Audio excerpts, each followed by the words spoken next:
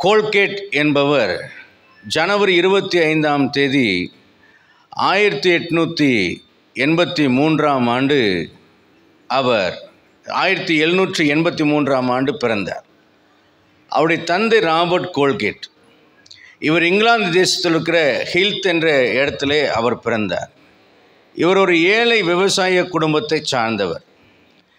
இவர் 1798ஆவது ஆண்டு மார்ச் மாதம் தன்னுடைய 19வது வயதில் இங்கிலாந்து தேசத்திலிருந்து அமெரிக்காவுக்கு பிழைப்புக்காக அவர் குடிபெயர்ந்தார். இவருடைய குடும்பம் ஏழை குடும்பமாக இருந்தபடினாலே அவர் விவசாய கூலி வேலைக்கு சென்று கொண்டிருந்த ஒரு நபராக இருந்தார். 19 வயதில் அவர் என்ன செய்தார் என்றால் ஒரு தொழிற்சாலைக்கு வேலைக்கு சென்றார். அங்கு சோப்பு செய்வதும் மெழுகுபர்த்தி செய்து விற்பனை செய்கிற ஒரு தொழிலை தொடங்கினார். ஆனால் அந்த தொழில் தொடங்கிய சில நாட்களிலேயே அவருக்கு நஷ்டம் ஏற்பட்டு விட்டதுனால அவர் தொழிலை விட்டுவிட்டார். சில நாட்கள் கழித்து ஒரு சிறிய கப்பலிலே அவர் சோகத்துடன் பயணம் செய்தார். இவர் சோகமாக இருக்கின்ற அவருடைய நிலையை பார்த்து அந்த கப்பல் கேப்டன் அவரிடத்தில் விசாரித்தார். இவர் நடந்ததை கூறினார். வேலை செய்தேன், தொழிலை தொடங்கினேன், ஆனால் எதிலும் விருத்தி இல்லை, நான் ரொம்ப கஷ்டப்படுகிறேன், ஆகவே சோகமாக இருக்கிறேன் என்று சொன்னார். அப்பொழுது அந்த கப்பல் கேப்டன் அவருக்கு சுவிசேஷம் அறிவித்தார். இயேசுவை நம்புகிறீர்களா என்று கேட்டார். ஆம் என்றார். அப்படியானால் உங்கள் வாழ்க்கையில் முதல் இடத்தை இயேசுவுக்கு கொடுங்கள், முதல் கண்டிஷன். இரண்டாவது, பைபிளை படித்து தினமும் ஜெபம் செய்யுங்கள். மூன்றாவது கண்டிஷன், உங்கள் இதயத்தை முழுவதுமாக இயேசுவுக்கு கொடுங்கள். நாலாவது கண்டிஷன், உங்களுக்கு கிடைக்கும் லாபத்திலே ஆண்டவருக்கு பங்கு கொடுங்கள், 10ல் 1 ஆண்டவருக்கு கொடுங்கள் என்று அவர் சொன்னார். இதை கேட்ட அவர் தன் மனதில் ஏற்றுக்கொண்டு ஆண்டவரிடத்தில் ஜெபித்து ஒரு பொருத்தனை செய்து கீழ்ப்படுதலோடு கூட அவர் சின்ன சின்ன வியாபாரங்களை தொடங்கினார். பெரிய அளவில் வியாபாரங்கள் ஸ்தோபிக்கவில்லை. நிறைய சறுக்கல்கள் அவருடைய வாழ்க்கையில் வந்தது. ஆனாலும் அவர் பைபிள் படிப்பதையோ ஜெபம் செய்வதையோ விசுவாசத்தையோ அவர் விட்டுவிடவில்லை. ஆண்டவரிடத்தில் செய்த அவருடைய பொருத்தனைகளை அவர் தொடர்ந்து செய்து கொண்டே வந்தார். 1804ஆம் ஆண்டு ஸ்லைடல் என்கின்ற ஒரு தொழிற்சாலையிலே வேலை செய்ய அவர் சென்றார். அங்குதான் முறையாக சோப்பு செய்வதை அவர் கற்றுக்கொண்டார். இவர் வேலைக்கு சென்ற 2 ஆண்டுகளிலே அந்த கம்பெனி இழுத்து மூடப்பட்டது. 1811ஆம் ஆண்டு மேரி கில்பர்ட் என்பவரை அவர் திருமணம் செய்தார். அதன் பின்பு அவருக்கு 11 பிள்ளைகள் பிறந்தார்கள். 11 பிள்ளைகள் பிறந்திருந்தாலும் முழு குடும்பமாக அவர் தேவாலயத்துக்கு தவறாமல் செல்வார். காலை மாலை குடும்ப ஜெபத்தை ஒழுங்காக சென்றார். ஆண்டிடத்தில் என்ன பொருத்தனை செய்தாரோ அதை தொடர்ந்து அவர் செய்து கொண்டு வந்தார். சில ஆண்டுகள் கழித்து சிறிது சிறிதாக அவருடைய வியாபாரம் முன்னேற ஆரம்பித்தது. நியூயார்க்கிலே தன் இருப்பிடத்தை மாற்றினார். அங்கே லாபம் வந்தது. 10% 1 ஆண்டவருக்கு கொடுத்தார். அதுக்கு பிறகு வந்த லாபத்தை 10% ஆண்டவருக்கு திருப்பி கொடுத்தார். பிறகு அதை 20% ஆண்டவருக்கு கொடுத்தார். பிறகு 30% அதை ஆண்டவருக்கு கொடுத்தார். பல நாடுகளில் இவருடைய தொழில் பரவின பொழுது தன்னுடைய லாபத்திலே 90% ஆண்டவருக்கு என்று அவர் கொடுத்தார். தனது செலவுகள் எல்லாவற்றையும் தனக்கு வரக்கூடிய 10% லாபம், அதாவது 90% லாபத்தை ஆண்டவருக்கு கொடுத்துவிட்டு அந்த 10% லாபத்திலேயே தன்னுடைய தேவைகள் அனைத்தையும் அவர் பூர்த்தி செய்து கொண்டார். அந்த பணத்திலே பலவற்றில் பள்ளிக்கூடங்கள் கட்டினார், பல்கலைக்கழகங்களுக்கு உதவி செய்தார். இவர் ஆரம்பித்த வியாபாரம்தான் இன்றைக்கு காலையில் நாம் பல் துலக்கும் கோல்கேட் பேஸ்ட் என்கிற வியாபாரம். இந்த வில்லியம் கோல்கேட்டுடைய பிஸ்னஸ் பெரிய அளவிலே பிரபலம் அடைந்தது. அவர் 1857ஆம் ஆண்டு 25ஆம் தேதி மார்ச் மாதம் அவர் மரணம் அடைந்தார். இன்றைக்கும் நியூயார்க்கிலே கோல்கேட் பெயரில் ஒரு பெரிய கடிகாரம் இருக்கிறது. அந்த கடிகாரத்தின் பொருள் அவர் அந்த கடிகாரத்தை கொடுத்தார் என்பதனால் அல்ல, அதனுடைய அர்த்தம் என்னவென்றால் கடவுள் நேரம் பார்த்து என் வாழ்வை உயர்த்தினார் என்பது அதனுடைய பொருளாக வைத்திருக்கிறார்கள். கடவுள் ஆண்டவர் நேரம் பார்த்து என் வாழ்வை உயர்த்தினார் என்று அதற்கு அர்த்தம் வைத்திருக்கிறார்கள். கோல்கேட் பெயரில் இன்றும் நியூயார்க்கில் பல்கலைக்கழகம் இருக்கிறது. அது அவர் கட்டின பல்கலைக்கழகம் அல்ல, ஆனால் அந்த பல்கலைக்கழகம் கட்டுவதற்காக அவர் பண உதவி செய்த ஒரு காரணத்தினால அந்த பல்கலைக்கழகத்துக்கு அவர் பெயர் வைக்கப்பட்டிருக்கிறது. இன்றும் 75 நாடுகளிலே இந்த வில்லியம் கோல்கேட் அவருடைய ப்ராடக்ட்ஸ் வியாபாரம் விற்பனை செய்யப்படுகிறது. கர்த்தருடைய பரிசுத்தமான நாமத்திற்கு மகிமை உண்டாவதாக. இந்த வில்லியம் கோல்கேட் அவருடைய வாழ்க்கை நமக்கு எதை உணர்த்துகிறது? இன்றைக்கு திருவசனத்துக்கு கீழ்ப்படிவதையும் ஆவிக்குரிய அனுபவங்களையும் தேவன் மேல் அன்பு வைத்து தேவனுக்காக வாழ்கின்ற வாழ்க்கையும் பரியாசம் செய்கிற பல மக்கள் இந்த கடைசி காலத்தில் எழும்பியிருக்கிறார்கள். அவர்களுடைய கருத்துக்கள் இன்றைக்கு விசுவாசிகளுடைய வாழ்க்கையிலேயும் இடைமறித்து தேவனுக்காக அவர்கள் வாழ முடியாதபடி அவர்களை இடரச் செய்கிறதாகவும் காணப்படுகிறதை பார்க்கிறோம். அதே சமயத்தில் ஊழியம் செய்கிற ஊழியர்களுடைய சுயநலமும் பொருளாசையும் பேர் பிரசாபம் புகழுக்காக வாழ்கின்ற வாழ்க்கையும் இன்றைக்கு திருவசனத்தின் வல்லமையை அவமாக்கக்கூடிய, தேவனின் மேல் இருக்கிற மரியாதையை குறைக்கக்கூடிய அளவிலே இன்றைக்கு ஊழியர்களுடைய வாழ்க்கையும் நடைமுறையும் காணப்படுகிறதையும் பார்க்கலாம். இதுவும் விசுவாசிகளுக்கு இடரலாய் அமைந்திருக்கிறதை பார்க்கலாம். கர்த்தருடைய நாமத்துக்கு மகிமை உண்டாகட்டும். ஆனால் தேவனுடைய மனுஷன் எப்படிப்பட்டவனாய் இருப்பான்? தேவனுடைய உறவிலே ஒருவன் வாழ்ந்தால் அவன் எப்படி இருப்பான்? தேவனுடைய உறவை ஒருவன் இழந்தால் அவன் எப்படி இருப்பான்? இன்றைக்கு நாம் பார்க்க போகிற தலைப்பு relationship with God or not. தேவனுடைய உறவிலே வாழ்ந்தால் அல்லது இழந்தால் என்ற நிலையிலே கர்த்தர் இந்த காலை வேளையிலே என்னை பேச சொன்னதுனால நேற்று இரவிலே கர்த்தர் பேசினார். இன்றைக்கு அதை உங்களிடத்தில் பகிர்ந்து கொள்ள கர்த்தர் கிருபை செய்வாராக. வேதத்தை பார்த்தால் பழைய ஏற்பாடு புதிய ஏற்பாடு என்று 2 ஏற்பாடுகளை பார்க்கலாம். 2 ஏற்பாடுகளின் கருப்பொருள் என்னவென்றால் மனிதனின் மீட்பு. இதுதான் கருப்பொருள். பழைய ஏற்பாடு மனிதனுடைய பாவத்தின் ஆரம்பமும் மேசியாவாகிய தமது குமாரன் மூலம் பிதாவாகிய தேவன் மீட்பளிக்க தேவன் வைத்திருக்கிற ஆயத்தத்தையும் குறிக்கிறதாக பழைய ஏற்பாடு காணப்படுகிறது. புதிய ஏற்பாடோ தேவன் தமது மீட்பின் திட்டத்தை நிறைவேற்றி முடித்திருக்கிறதை, நம்பிக்கையை அல்லது சுதந்திரிக்கிறதை, ரட்சிப்பை நமக்கு கொடுக்கிறதாக இருக்கிறது. இந்த 2 ஏற்பாடுகளும் ஒரே புத்தகத்தின் படைப்பின் 2 தொகுதிகள் என நாம் கொள்ளலாம். தேவனின் உறவை இழந்தால் என்ற பகுதியை முதலில் நாம் பார்க்க போகிறோம். லூக்கா 15ஆம் அதிகாரம் 1, 2, 3 வசனங்களிலே நாம் வாசிக்கும் போது, ஆயக்காரரோடும் பாவிகளோடும் இயேசு கிறிஸ்து போஜனம் பண்ணும்படி உட்கார்ந்தார். வேதமார்கரும் பரிசேயரும் அதை கண்டார்கள். அப்பொழுது அவர்கள், இவர் ஆயக்காரரோடும் பாவிகளோடும் போஜனமானம் பண்ணுகிறாரே என்று அவர்கள் முறுமுறுத்த பொழுது, தேவன் தம்முடைய மீட்பின் திட்டத்தை குறித்து ஊமைகளாலே அங்கே 3 ஊமைகளை விளக்குகிறார். ஒன்று, விழுந்து போன காசு. முதலாவது அவர் தொலைந்து போன ஆட்டை சொல்கிறார். 2வது விழுந்து போன காசை சொல்லுகிறார். 3வது இழந்து போன குமாரனை சொல்கிறார். நன்றாய் மனதிலே பதிய வைத்துக் கொள்ளுங்கள். நான் எந்த அதிகாரத்தை சொன்னேன்? லூக்கா 15ஆம் அதிகாரம். இந்த அதிகாரத்தில் 1, 2 வசனங்கள் என்ன சொல்கிறது? பாவிகளோடும் ஆயக்காரரோடும் அவர் போஜனம் பண்ணுகிறதை கண்டு பரிசேயர் வேதமாரர்கள் முறுமுறுத்தார்கள்.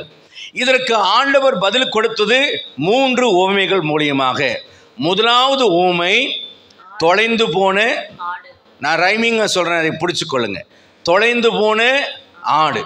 2வது உவமை விழுந்து போன காசு. 3வது உவமை இழந்து போன குமாரன். அப்போது தொலைந்து போனது, இழந்து போனது, தொலைந்து போனது, விழுந்து போனது, இழந்து போனது. இதை மனதில் பயிற்சித்துக் கொள்வதற்காக இந்த வார்த்தைகளை நான் பயன்படுத்துகிறேன். கர்த்தருடைய நாமத்திற்கு மகிமை உண்டாகட்டும். 2வது நீங்கள் பார்த்தீங்கன்னா, காணாமற் போடான்னு விழுந்து போன காசு, விழுந்து போன குமாரன், இந்த 3 உவமைகளை சொல்லிவிட்டு லூக்கா 19ஆம் அதிகாரம் 10ஆம் வசனத்துக்கு வரும்போது ஆண்டவர் சொல்கிறார், இழந்து போனதை தேடி ரட்சிக்கவுமே மனுஷகுமாரன் வந்தார்.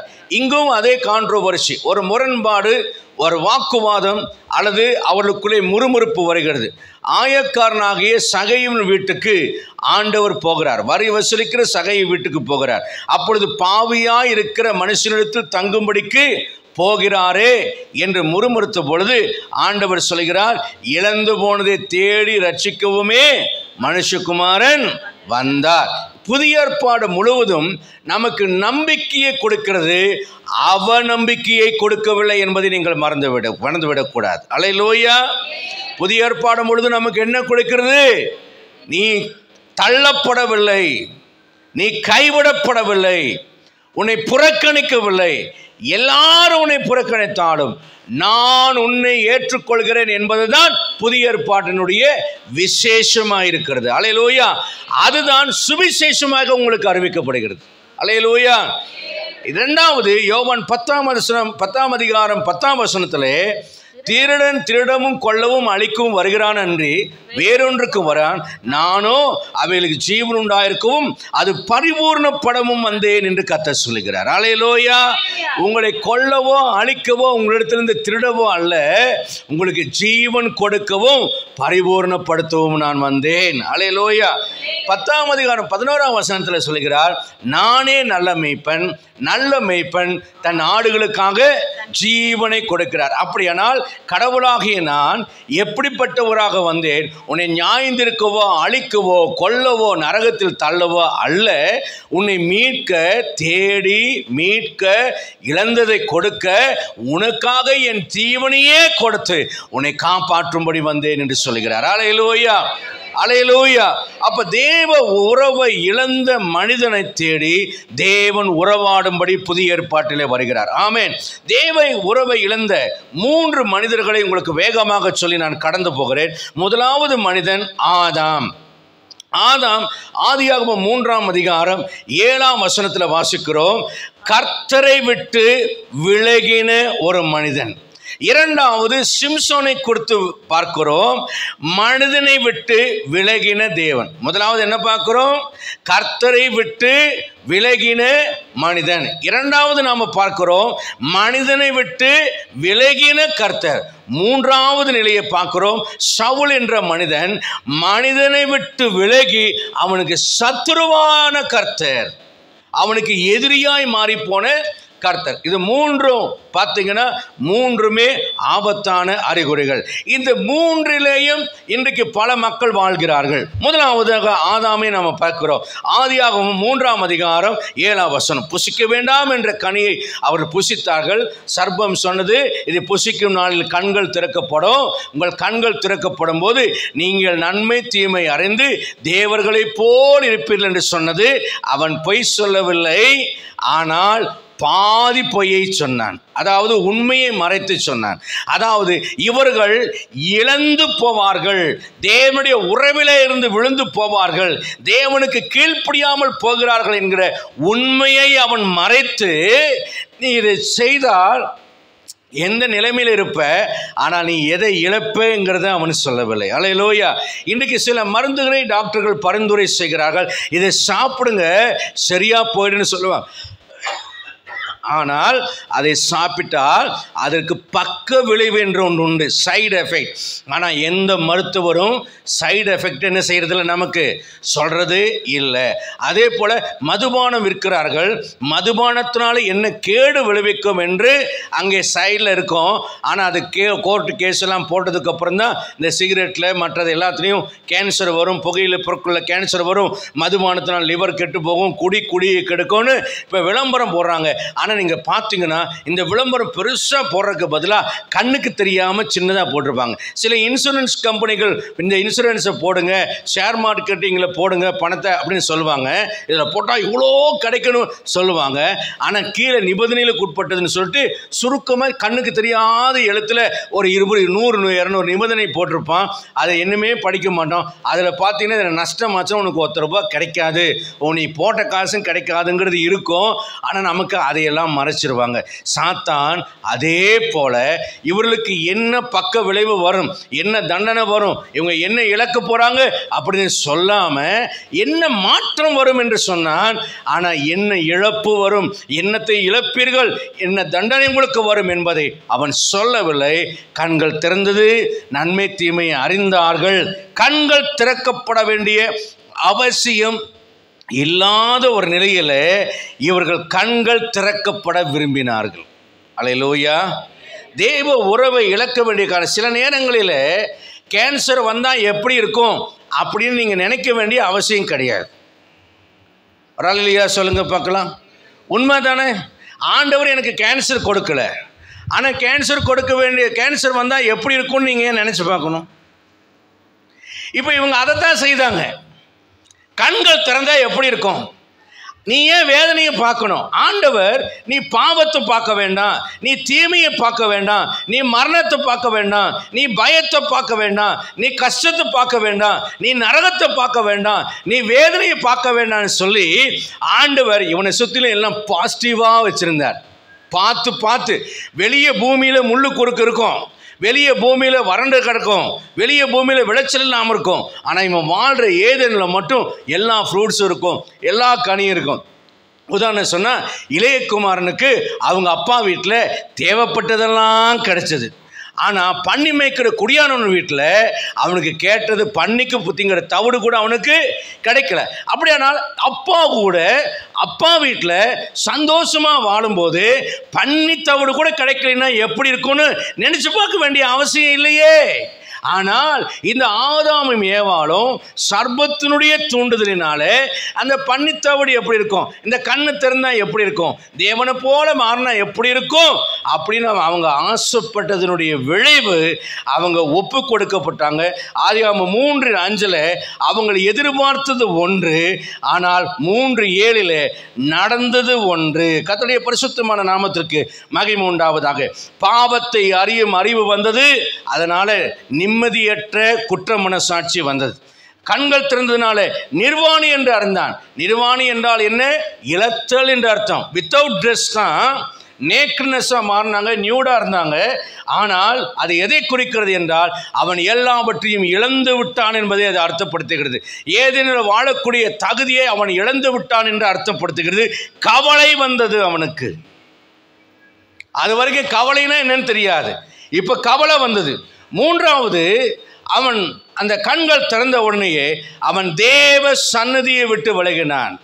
தோட்டத்தில் உலாவுகிற தேவனாகிய கர்த்தருடைய சத்தத்தை கேட்ட பொழுது அவன் 8ஆம் வசனம் சொல்கிறது, அவன் தேவனுடைய சந்நிதிக்கு விலகி என்று எழுதப்பட்டிருக்கிறது. கர்த்தருடைய பிரசன்னத்தை விட்டு இவன் விலகினான். 4வது நீங்க பார்த்தீங்கன்னா அவன் ஆண்டுகிட்ட சொல்றான், எங்கடா ஆதாம் இருக்க அப்படின்னு கேட்டா, நான் நிர்வாணியா இருப்பதினால் பயந்துட்டேன். அப்ப நான் இழந்தவனா இருக்கிறேன், நீர் கொடுத்த எல்லாவற்றையும் இழந்து விட்டேன். இப்ப இழந்த உடனேயே எனக்கு என்ன வந்தது என்றால் பயம் வருகிறது. ஏன்? அவன் தேவனுடைய உறவை இழந்துட்டான், தேவனுடைய ஆசீர்வாதங்களை இழந்து விட்டான், தேவன் கொடுத்த அதிகாரங்களை இழந்து விட்டான், தேவன் கொடுக்கிற சுதந்திரத்தை இழந்து விட்டான். தேவ உறவை இழந்த எந்த மனிதனுக்கும் என்ன வரும் என்றால் பயம் வரும். ஆண்டவர் ஒரு முறை எனக்கு சொன்னார், எனக்கு பயப்படுகிற பயம், அதாவது சரியான பயம் உனக்கு இருந்தால் தேவையில்லாத பயம் உனக்கு வராது என்று கர்த்தர் சொன்னார். ஒரு அல்லேலூயா சொல்லுங்க பார்க்கலாம். அல்லேலூயா. சரியான பயமாகிய தேவனுக்கு பயந்து பொல்லாப்பை விட்டு விலகுகிற சரியான பயம் நமக்குள்ள இருந்தால் தேவையில்லாத பயங்கள் நம்முடைய வாழ்க்கையில். சிலர் சொல்லுவாங்க, ஐயோ கேன்சர் வந்துடுமோ, ஐயோ ஆக்சிடென்ட் ஆகிடுமோ, ஐயோ இது பணம் காணாமல் போயிடுமோ, ஐயோ திருடன் திருடிட்டு போயிடுவானோ, என் பிள்ளையை கடத்திட்டு போயிடுவானோ. தேவையான பயம் இருந்தால் தேவையில்லாத பயங்களுக்கு கர்த்தர் நம்மை விலக்கி காப்பார். ஒரு அல்லேலூயா சொல்லலாமா? 10ஆம் வசனத்தில் பார்க்கிறோம், இவன் கர்த்தருக்கு தன்னை மறைத்துக் கொள்கிறதை பார்க்கிறோம். அல்லேலூயா. கண்கள் திறந்தது, ஆனால் திறக்கப்பட்ட கண் இவனுக்கு என்னத்தை கொடுத்தது என்றால் பாவத்தை அறியும் அறிவை தந்து குற்ற மனசாட்சி தந்தது. தான் நிர்வாணி என்று வெட்கத்தையும் கவலையையும் இழந்ததிலையும் அவனுக்கு தந்தது. அடுத்தது சுய புத்தியை நாளை அத்தியிலைகளை தேட வைத்தது, தேவ சந்நிதியை விட்டு விலக வைத்தது. நிர்வாணி என்பதனால் பயம் வந்தது. ஒளிந்து கொண்டு தேவனுடைய சத்தத்தை கேட்டு ஒளித்து கொள்ள, தன்னை விருட்சங்களுக்குள்ளே ஒளித்து கொள்ள அவனை வழிநடத்தினது. அல்லேலூயா. இவன் தேவனுடைய உறவை விட்டு விலகின மனிதன். இரண்டாவது ஒரு மனிதனை பார்க்கிறோம். தேவன் விலகின மனிதனை விட்டு விலகின தேவன். அவன் யார் என்றால் சிம்சோன். நியாயாதிபதிகள் 16ஆம் அதிகாரம் 20ஆம் வசனத்தில் வாசிக்கிறோம். அப்பொழுது அவள் சிம்சோனே, பெலிஸ்தர் உன்மேல் வந்து விட்டார்கள் என்றால் அவன் நித்திரை விட்டு விழித்து, கர்த்தர் தன்னை விட்டு விலகினதை அறியாமல் எப்போதும் போல உதறிப்பட்டு வெளியே போவேன் என்றான். கர்த்தர் தன்னை விட்டு விலகினதை அறியாமல். அப்ப இங்கே சிம்சோன் தேவனை விட்டு விலகினான் என்றால் தேவன் சிம்சோனை விட்டு விலகினார். அல்லேலூயா. முதலாவது பார்த்தோம், ஆதாம் தேவனை விட்டு விலகி ஓடி போனான். ஆனால் இங்கே சிம்சோனை விட்டு தேவன் விலகி போனார். நன்றாய் கவனியுங்கள். அநேக நேரங்களிலே தேவன் நம்மை விட்டு விலகி போகிறதை சிம்சோனை போல அறியாமல் இருக்கிறவர்கள் அநேகர். ஆதாமை போல சர்ச்சுக்கு வராம, பைபிள் படிக்காம, ஜெபம் பண்ணாம, ஆண்டவருக்கு அடுத்த காரியங்களை விட்டு ஓடி போகிற நிறைய பேர் இருக்கிறாங்க. ஆனால் சபைன்னு வருவாங்க, பைபிள் படிப்பாங்க, ஜெபம் பண்ணுவாங்க. ஆனால் கர்த்தர் தன்னை விட்டு விலகினதை அறியாமல் வாழ்கிற மக்கள் நிறைய பேர் இருக்காங்க. ஏன் அப்படின்னா, இவங்க ஜெபம் பண்ணலாம், பைபிள் படிக்கலாம், எல்லாம் பண்ணலாம். ஆனால் தேவனுக்கு கீழ்ப்படுதல் இருக்கணும்.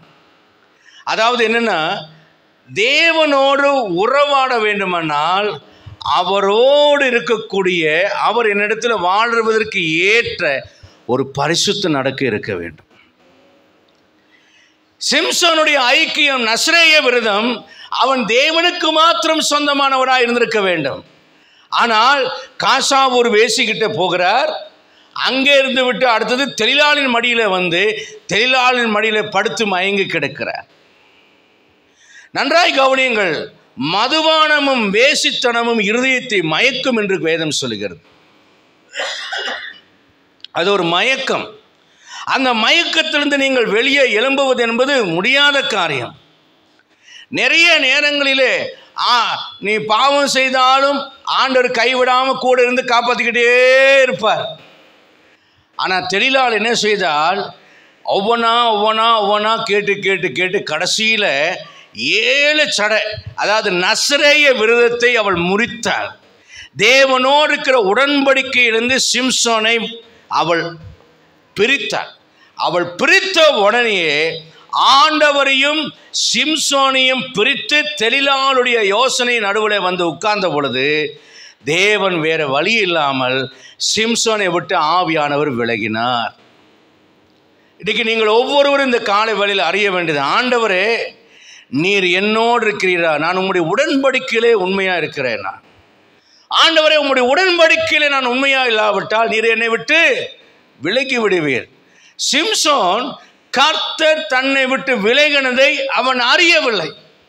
மதுபானத்தில் இருக்கிறவனுக்கு துணி எப்படி விலகினது தெரியவில்லையோ அதே போல தேவன் தன்னை விட்டு விலகினதை இந்த சிம்சோன் அறியவில்லை. நடந்தது என்ன? சத்துரு அவனை பிடித்தான், சத்துரு அவனை கட்டினான், சத்துரு அவனை கட்டுப்படுத்தினான். 3 காரியம்.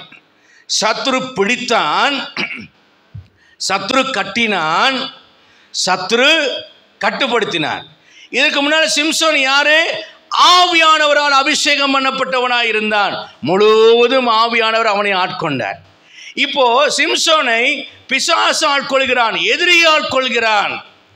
இரண்டாவது, சிம்சோனை ஆவியானவர் ஏவிக்கொண்டிருந்தார். ஆனால் இப்பொழுதோ யார் என்ன செய்கிறாங்க என்றால், இந்த சத்ரு சிம்சோன் செயல்பட முடியாதபடி கட்டி விடுகிறான். மூன்றாவதாக, சிம்சோனை சத்ரு கட்டுப்படுத்தினான், ஆனால் ஆண்டவர் பயன்படுத்தி கொண்டிருந்தார். ஆண்டவர் நம்மை பயன்படுத்துவதற்கும் பிசாசு நம்மை கட்டுப்படுத்தி ஆள்வதற்கும் வித்தியாசம் இருக்கிறது. அல்லேலூயா. ஆண்டவர் நம்மை பயன்படுத்தினால் மகிமையும் ஆசீர்வாதமும் வரும். பிசாசு நம்மை கட்டுப்படுத்தினால் நாம் சிரித்து ஏமாளியாய் கோமாளியாய் போய்விடுவோம். வேடிக்கை காட்டுகிறவனாக சிம்சோன் மாறி போனான். அப்ப தேவன் ஒரு மனிதனை விட்டு விலகினார், பிசாசு அவனை கட்டுவான், அவனை கட்டுப்படுத்துவான். இன்றைக்கு அன்பான தேவனுடைய பிள்ளையே, தேவன் உங்களை ஆள வேண்டும் என்று விரும்புகிறீர்களா, அல்லது பிசாசு உங்களை கட்டுப்படுத்த வேண்டும் என்று விரும்புகிறீர்களா? ஆமென். முதலாவது தேவனை விட்டு விலகின மனிதன் ஆதாம், இரண்டாவது மனிதனை விட்டு விலகின தேவன் சிம்சோன், மூன்றாவது நாம பார்க்கிறோம் 1 சாமுவேல் 28ஆம் அதிகாரம் 5ஆம் வசனம், மனிதனை விட்டு விலகி சத்ருவாய் மாறின ஆண்டவர்.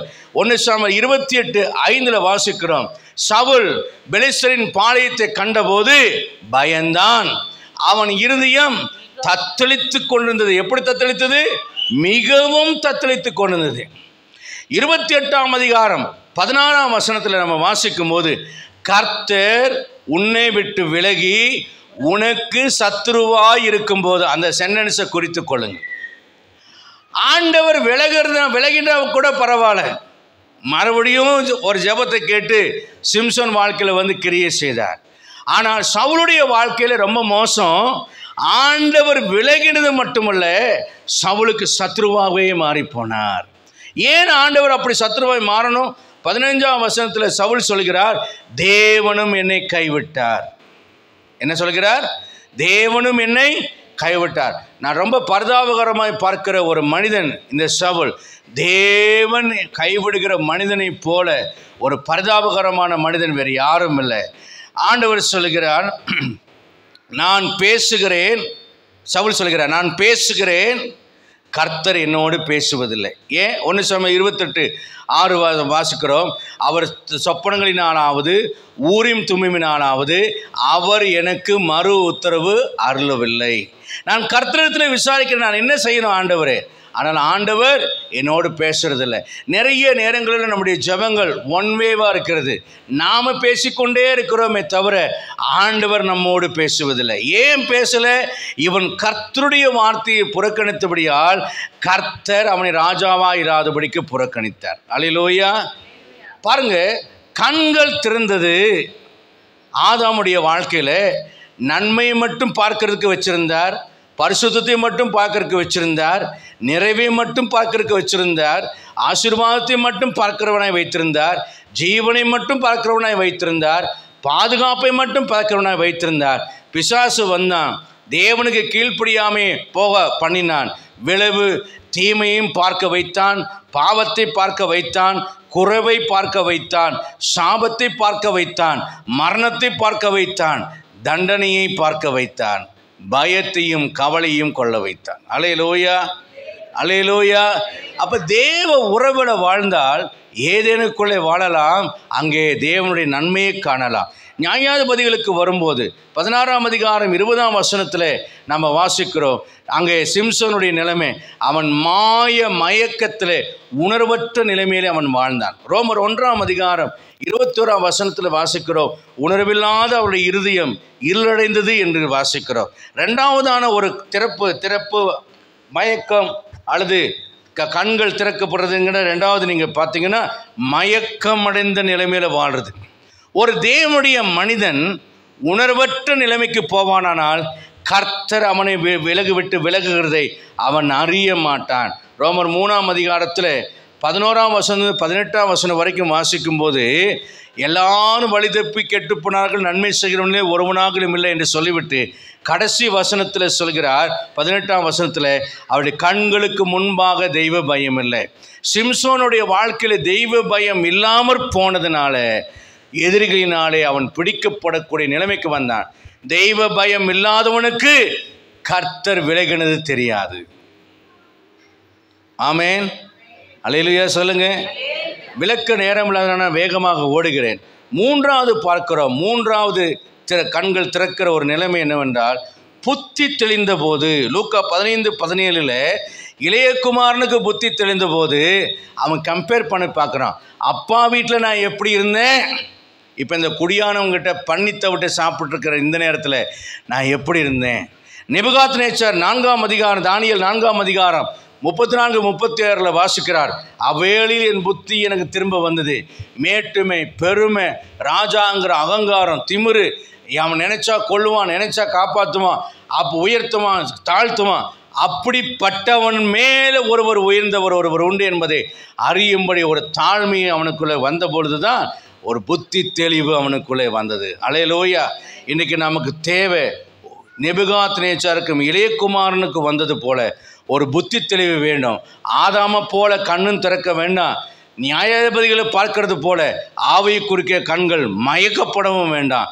ஆனால் ஒரு புத்தி தெளிந்த இளையகுமாரனை போலவும் நேபுகாத்நேச்சரை போலவும் நாம் புத்தி தெளிந்த நிலைமையில் இருந்தால் தேவ உறவை நாம் கட்டி காத்துக்கொள்ளலாம்.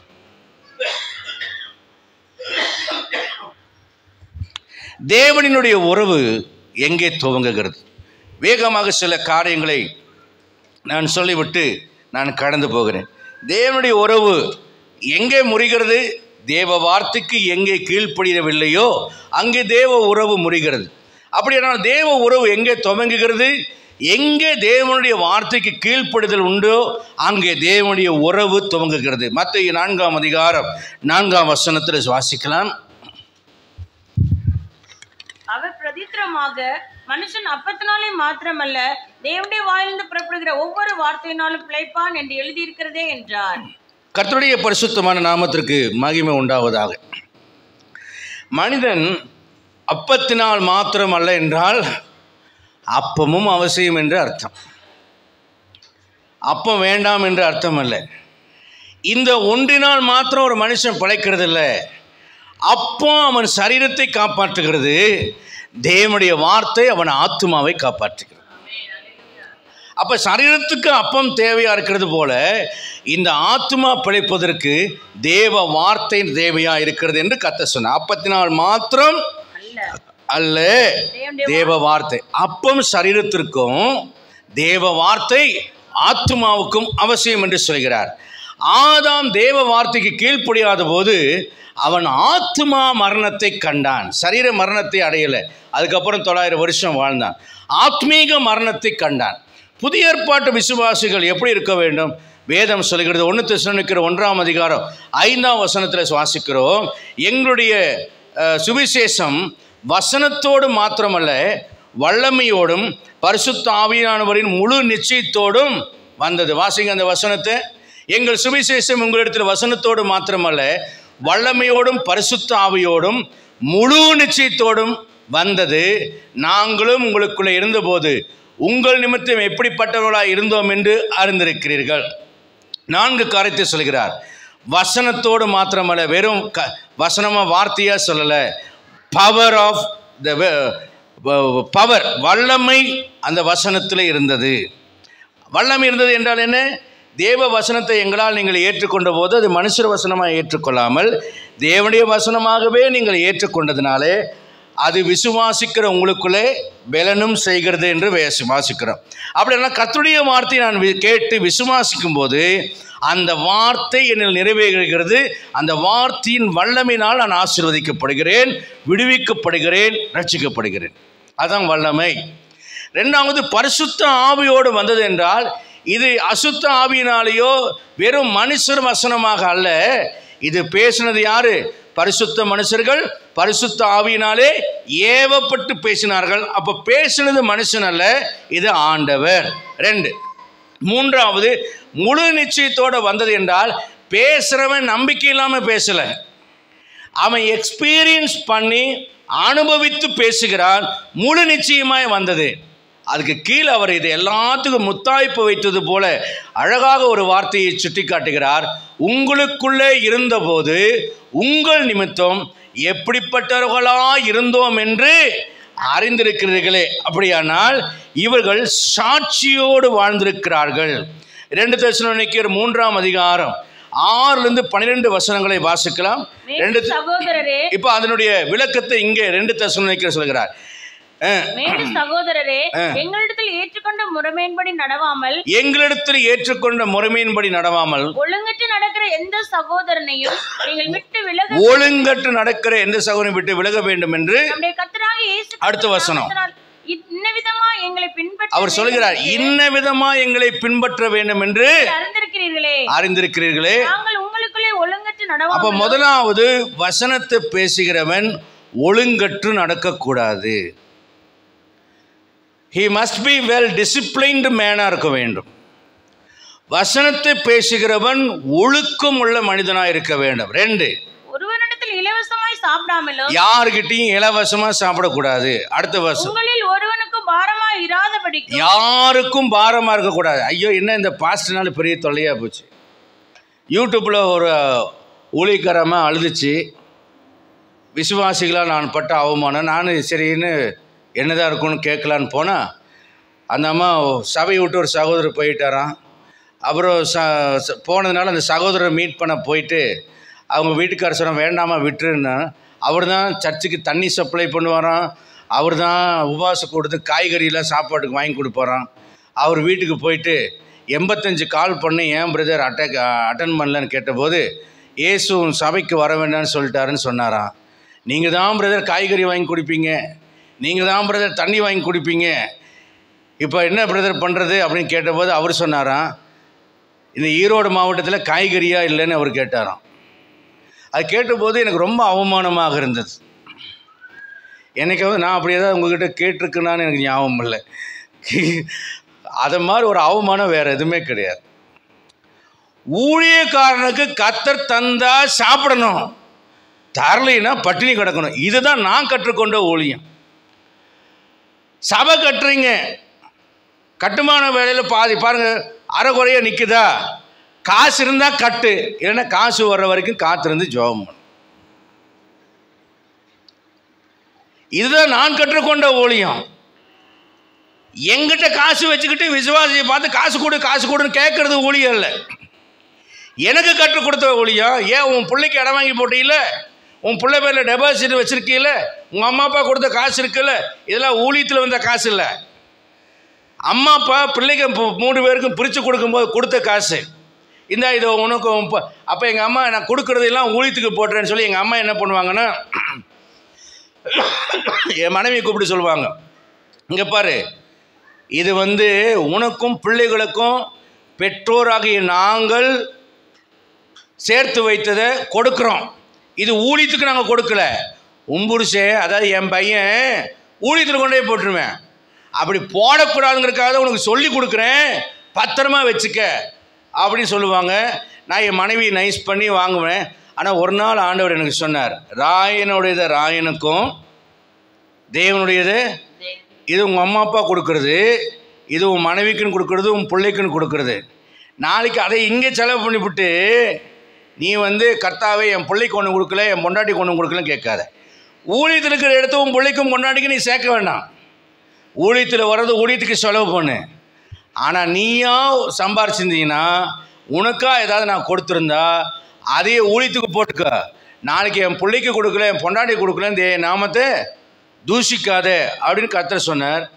அதுக்கப்புறம்தான் அவங்கக்கிட்ட நைஸ் பண்ணி வாங்கி அதையெல்லாம் ஊழியத்துக்கு போகிறத நான் நிப்பாட்டிட்டேன்.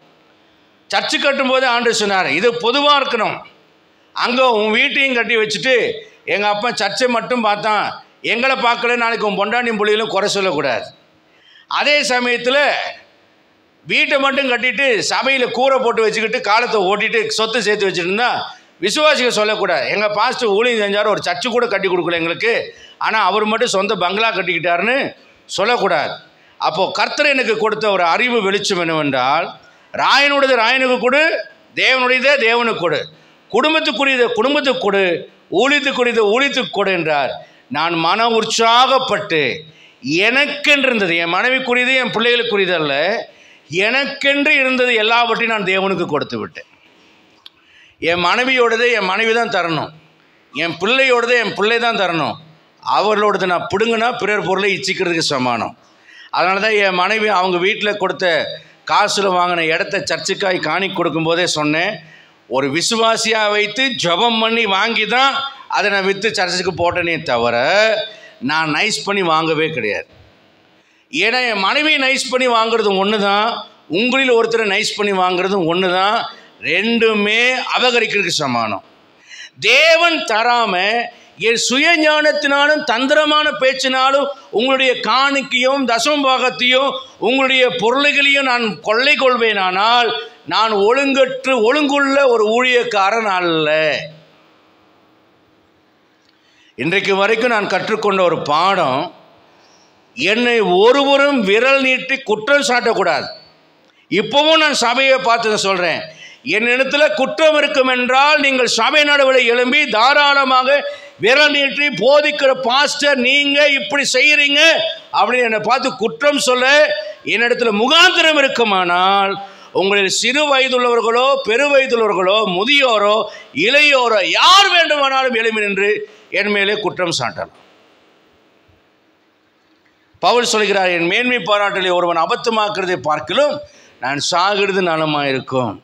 அப்போ கர்த்தர் எனக்கு கற்றுக் கொடுத்த ஊழியங்களும் பரிசுத்தவான்களாய் அந்நாட்களிலே என்னை போதித்து பயிற்றுவித்த ஊழியர்களும் எனக்கு கற்றுக் கொடுத்த ஒரு சத்தியம் என்ன, ஊழியம் என்ன, ஊழியத்திற்காக என்னை நஷ்டப்பட ஒப்பு கொடுத்தார்கள். அதனால தான் உங்களில் பல பேர் தசமபாகம் தர்றதில்லை. நான் மேக்சிமம் தசமபாகத்தை பற்றி பேசுகிறத நான் கட் பண்ணிடுறேன். ஏன் தெரியுமா? விருப்பமில்லாத, விசுவாசம் இல்லாத, தேவனுக்கு கொடுக்க மனமில்லாதவர்களை வசனத்தை சொல்லி சொல்லி அடித்து அடித்து பழுக்க வைத்து பணத்தை பிடுங்குவது என்னுடைய வேலை அல்ல. தேவனுக்கு உங்கள் காசு தேவையில்லாத போது எனக்கு எதுக்கு அந்த காசு? என்னை பொறுத்த வரைக்கும் நீ இன்றைக்கு பட்டினித்தான் இருக்க வேண்டும் என்று கர்த்தர் நடத்தினால் நான் பட்டினியாக இருக்க நான் ஆயத்தம். நீ குறைவுள்ளவனாய் வாழ என்று கர்த்தர் இன்றைய தினத்தை எனக்கு ஒதுக்கியிருந்தால் நான் குறைவுள்ளவனாய் வாழ நான் ஆயத்தம். ஏனென்றால் அந்தந்த நாளின் பாடு அதற்கு போதும் என்று சொல்லியிருக்கிறார். அந்தந்த நாளுக்கு என்ன வருமானம் இருக்கிறதோ அது போதும் என்று சொல்லியிருக்கிறார். அப்படினால இன்றைக்கு ஆண்டவர் எனக்கு கஞ்சி குடிக்க காசு கொடுப்பாரானால் நான் அவைகளில் நான் திருப்தியாக இருக்க வேண்டும். மனம் ரம்மியமாய் வாழ நான் கற்றுக் கொடுக்க கர்த்தரால் வழிநடத்தப்பட்டிருக்கிறபடியால் எனக்கு பண ஆசை இல்லை. இன்னும் ஆண்டவருக்கு கொடுக்க வேண்டும், ஆண்டவருக்கு செலவு பண்ண வேண்டும் என்கிற இருதயம் தான் என்னிடத்தில் இருக்கிறதே தவிர சபையின் மூலியமாய் வருமானம் பார்த்து நான் பணக்காரன் ஆக வேண்டும் என்று எனக்கு வரவில்லை. ஏனென்றால் நான் பணத்தை பார்க்காமல் பிறந்தவன் அல்ல. எல்லா தயவோடு கர்த்தர் பிறக்க வைத்தார். கர்த்தருக்காக வாழவும் அந்த மனத்தாழ்மையோடு எளிமையுள்ள ஆவியோடு விசுவாசிகளுக்கு முன்மாதிரியான வாழ்க்கையோடு வாழும்படி கர்த்தர் என்னை இது நாள் வரைக்கும் காத்தபடினாலே நான் கர்த்தருக்கு நன்றி சொல்கிறேன். இன்னும் தாழ்மையும் எளிமையுமாய் வாழ, தாழ்மையும் எளிமையுமாய் பேச கர்த்தர் எனக்கு கற்றுக் கொடுக்கும்படி நான் ஆண்டவருடைய சமூகத்தில் எனக்காக ஜெபிக்கிறேன். என் அன்புக்குரிய அருமையான கர்த்தருடைய பிள்ளைகளே, நம்ம விசுவாசிகளை ஒருத்தரையும் நான் பாரப்படுத்தினதில்லை. யாருக்கும் இந்த ஊழியம் பாரமாக இருக்கும்படி நான் வைத்ததும் இல்லை. சபையினுடைய தேவைகளுக்காக யாரையும் கட்டாயப்படுத்தினதும் இல்லை. சந்தா கொடுத்துதான் ஆக வேண்டும், தசமபாகம் கொடுத்துதான் ஆக வேண்டும், காணிக்கை போட்டுத்தான் ஆக வேண்டும், நீ ஏன் 1000 ரூபாய் காணிக்கை போடவில்லை என்றெல்லாம் நான் கேட்பதும் இல்லை. உங்களுக்கு விசுவாசம் இருந்தால் கொடுங்க, உங்களுக்கு வசனத்தின் மேல் நம்பிக்கை இருந்தால் கொடுங்க, அல்லது கொடுக்காமல் போகலாம். அல்லது நீங்கள் வேற எங்காவது கொடுக்கணும்னு ஆசைப்பட்டால் கொடுக்கலாம். அல்லது அனாதைக்கு விதவிக்கு தான் தருவேன், ஊழியக்காரன் உனக்கு தரமாட்டேன்னு நினைத்தால் தாராளமாக நீங்கள் அதை செய்யலாம். தேவன் அனுமதித்தால், வசனம் அவைகளை சொல்லுமானால், ஆவியானவர் உங்களை நடத்துவாரானால் நீங்கள் தாராளமாக செய்யலாம். ஆனால் உங்கள் தசமபாகத்தையும் காணிக்கை இச்சித்து ஊழியம் செய்வதற்காக நான் ஊழியத்துக்கு வரவில்லை. ஒரு சமயம் சபையில் முக்கியமான ஒரு சபையை விட்டு போகிறார். நான் ஏன் அவர் சபையை விட்டு போவதை குறித்து வருத்தப்பட்டேன் என்றால், ஐயா அவர் நிறைய காசு பணம் கொடுக்கிறவரா என்றால் கொடுப்பவர் அல்ல. பெரிய அளவில் தசமபாகத்தை மொத்தமாக மாசமான கொடுப்பவர் என்றால் இல்லை, அதுவும் கொடுப்பவர் அல்ல. அப்படின்னா ஏன் அவர் போகிறார்? அவர் ஜெபிக்கிறவர். நானும் அவரும் சேர்ந்து நிறைய ஜெபம் பண்ணுவோம். ஆனால் அவருக்கு வசதி வர வர அவர் ஊழியத்தை விட்டு அப்படியே விலக ஆரம்பித்தார். அவருக்கு வசதி வருவதற்கும் அவருடைய தேவைகள் சந்திப்பதற்கும் என்னுடைய ஜெபம் அவசியமானது. என்னோடு சேர்ந்து ஜெபம் பண்ணார். வசதிகள் வந்த உடனே அவரே பிரிய ஆரம்பித்தார். ஒரு கட்டத்தில் வசதியான ஆளாக இருக்கிறோம், பாசு சர்ச்சு கட்டினா காசு கொடுக்கணும்னு அவராக நினச்சிட்டு அவர் சபையை விட்டு விலகி போனார். ஆனால் நான் ஜெபிக்கிற ஒரு மனுஷனை இழக்கிறேன்னு நினைத்தது நான் வருத்தப்பட்டேன். ஆனால் ஆண்டவர் சொன்னார், நான் கொண்டு போகிறது உனக்கு நல்லது, என்னை விட்டு விடு என்று கர்த்தர் சொன்னார். அதே போல் அந்த மனிதர் இருக்கிற வரைக்கும் இந்த சபையை கட்டுவதற்கு அவர் முட்டுக்கட்டியாக இருந்து தரிசனத்தை தடுத்து கொண்டே இருந்தார். அவர் போன 2 ஆண்டில் இந்த சபையின் கட்டுமான பணிகளை துவங்க கர்த்தர் உதவி செய்தார். அப்போ ஒன்றை புரிந்து கொண்டே, என் பரமபிதா நடாத நாட்டெல்லாம் வேரோடு பிடுங்கப்படும். எந்த களையும் பிடுங்குவது என்னுடைய வேலை அல்ல. ஆனால் அந்த வேலை யாருடையது என்றால் ஆண்டவருடையது. ஒருவனை சபைக்குள்ள வைப்பதும் ஒருவனை சபையை விட்டு தூக்கி கொண்டு போவதும் ஆண்டவருடைய செயல். சங்கீதம் 1ஆம் சங்கீதம் சொல்கிறது, பாவிகள் நீதிமான்களுடைய சபையிலே நிலைநிற்பதில்லை. சங்கீதம் 23 கடைசியில் சொல்கிறது, நான் கர்த்தருடைய வீட்டில் நீடித்த நாட்களாய் நிலைத்திருப்பேன் என்று. அப்படியானால் யார் ஒருவர் கர்த்தருடைய சபையில் நிலைத்திருப்பார்? கர்த்தர் உங்களை சபையில் நாட்டியிருந்தால் நீங்கள் சபையில் நிலைத்திருப்பீர்கள். சபையை விட்டு ஒருத்தர் போவதை குறித்து நான் வருத்தப்படுவதில்லை. ஆனால் அவர் நரகத்துக்கு எதுவாக போவார் என்றால் வருத்தப்படுவேன். ரட்சிப்பை இழந்து பாவம் செய்கிறவராக இருந்தால் நான் வருத்தப்படுவேன், ஆளுவேன், அவரை சந்திப்பேன், அவரை கன்வீனியன்ஸ் பண்ணுறதுக்கு நான் முயற்சிப்பேன். ஆனால் அவர் இன்னொரு சபைக்கு போகிறார் என்றால் நான் கவலைப்பட வேண்டிய அவசியம் இல்லை. ஏன் அப்படி கவலைப்பட்டால், ஐயோ அவன் கொடுக்குற தசமபாகம் போயிடுச்சு, ஐயோ அவன் கொடுக்குற காணிக்கை போச்சேன்னு கவலைப்படுற ஊழியக்காரனாக நான் மாறிவிடுகிறேன். அதனால் சபை விட்டு போன யாரையும் நான் போய் பார்ப்பதில்லை. அவர்கள் முடிவெடுத்து விட்டார்கள், வேறு சபைக்கு போகிறேன்னு முடிவெடுத்துட்டாங்க.